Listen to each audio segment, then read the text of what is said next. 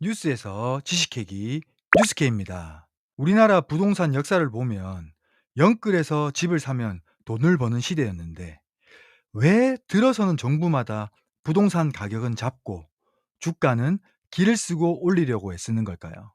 바로 자금이 증시로 들어가면 경제 성장에 더 직접적으로 도움이 되기 때문입니다. 그 이유를 한번 알아보겠습니다. 자, 여기 두 나라가 있습니다. 내 손에 돈이 딱 생겼을 때 아파트 사는데 집중하는 나라와 기업 주식 사는데 밀어주는 나라. 과연 어떤 나라가 진짜 부자 소리를 들을까요? 첫 번째, 부동산에 목숨 거는 나라. 여기 사람들은 돈만 생겼다 하면 어떻게 합니까? 야, 딴 거 필요 없다. 남는 건 땅이랑 집뿐이다. 하면서 아파트 사고, 땅 사고, 건물 사기 시작합니다. 그러면 어찌 됩니까? 집값은 천정부지로 치솟고, 그러니까 봐라.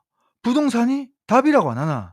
확신이 생기니까 돈이 부동산으로 더 몰리게 됩니다. 그러면 건설 경기 살아나고 건설 노동자분들 일자리도 생기고 인테리어 집들도 대박이 나겠죠.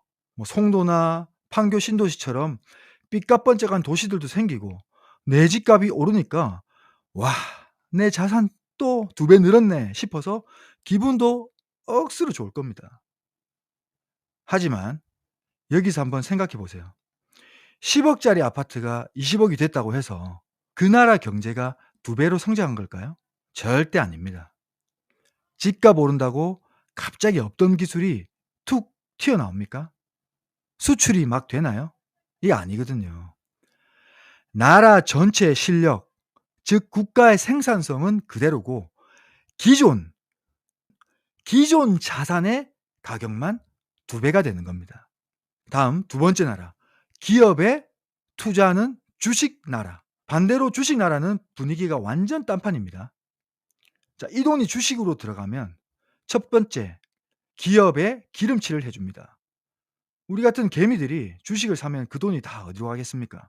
기업 금고로 들어갑니다. 기업은 그 돈으로 야, 이번에 공장 한번 크게 짓자. 신기술 투자해서 한번 개발해보자 하면서 그 돈을 기업 경영에 쓴다 이 말입니다.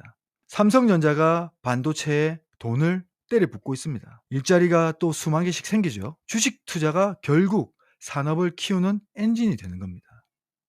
두 번째, 성장 DNA가 다릅니다. 부동산 나라는 내 집값이 얼마나 올랐나만 보는데 주식 나라는 어떤 기업이 세상을 바꿀까를 봅니다. 미국 한번 보세요.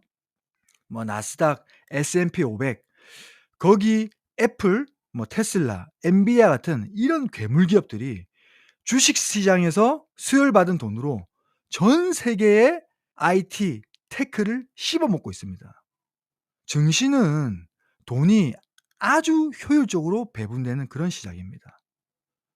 우리가 투자자 입장에서 볼 때도 지금 돈을 벌고 있고 앞으로 돈을 벌 수 있는 기업, 그런 기업의 주식을 사죠. 그러니까 즉 성장 산업, 기술 혁신 기업, 미래 산업 같은 효율적인 산업으로 돈이 몰리면서 이게 국가의 경제 성장의 엔진이 되는 겁니다.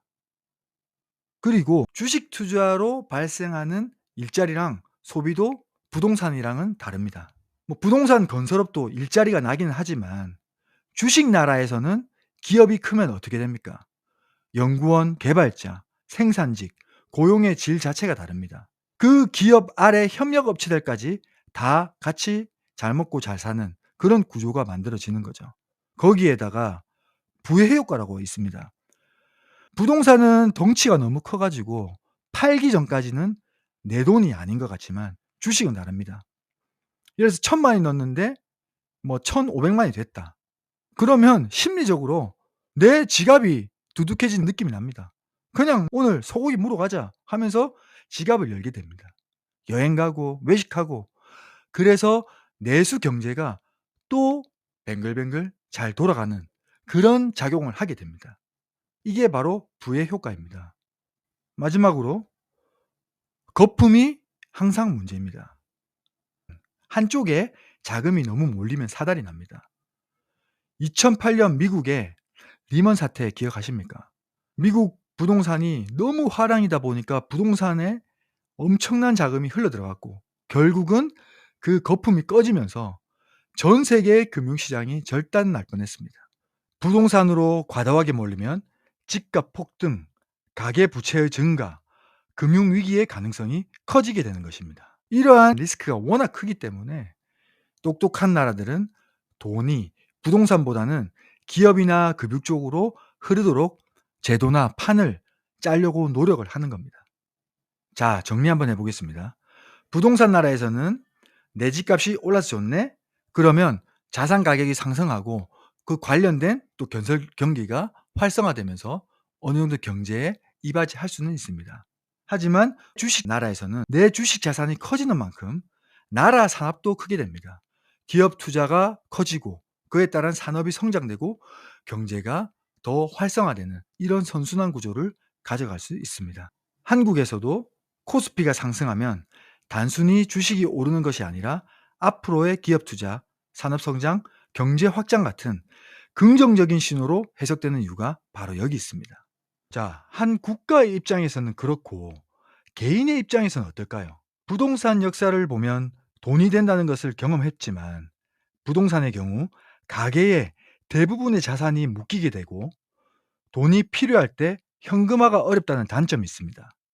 그리고 가장 큰 유지 비용, 재산세, 종부세, 수리비, 그리고 매도 시의 양도세까지 비용이 크다는 단점도 있습니다. 반면 주식은 투자한 기업이 성장하면 개인의 자산도 함께 불어나고 또 적은 돈으로 투자도 가능하고 수익에 대한 세금도 거의 없고 언제든지 현금화할 수 있다는 장점이 있습니다. 단, 주가가 오르락내리락 변동성이 크고 기업 분석 등 지속적으로 공부도 필요하다는 단점 아닌 단점이 있습니다. 결국 개인 입장에서는 부동산이든 주식이든 중요한 것은 시대 흐름에 맞게 어떠한 자산을 내가 얼마에 사고 얼마에 파느냐가 더 중요하다고 볼 수 있을 것 같습니다. 여러분은 어떻게 생각하세요? 앞으로 우리나라 돈이 계속 아파트의 벽돌 사이에 낑겨 있을까요? 아니면 이제는 진짜 주식 시장으로 넘어와서 경제 엔진을 돌리게 될까요? 오늘 영상이 도움이 되셨다면 구독, 좋아요 부탁드립니다. 감사합니다.